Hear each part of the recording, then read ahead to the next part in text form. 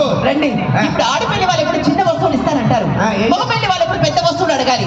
For suppose వాళ్ళు బండి ఇస్తానన్నారనుకో మీరు కారు అడగండి, వాళ్ళు కూలర్ ఇస్తారన్నారనుకో మీరు ఏసీ అడగండి, వాళ్ళ అమ్మాయిని ఇస్తానన్నారనుకో నువ్వు వాళ్ళ అమ్మని అడగండి, చేసుకోండి. ఏమండి వచ్చిన కానీ అడుగుదాం అనుకుంటున్నాం.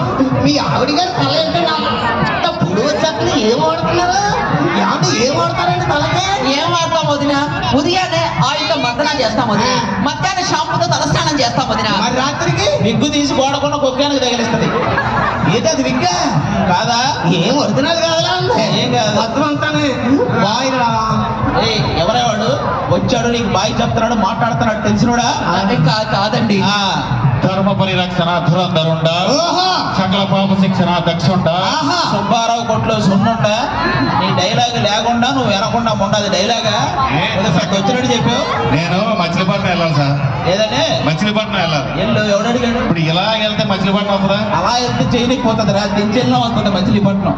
కానీ తల మీద దెబ్బేంటది? ఇదే నిన్న మార్కెట్లో ఆ సుబ్బారావు కూడా రాడు తీసుకొని కొట్టాడులే. ఆ సుబ్బారావు గారు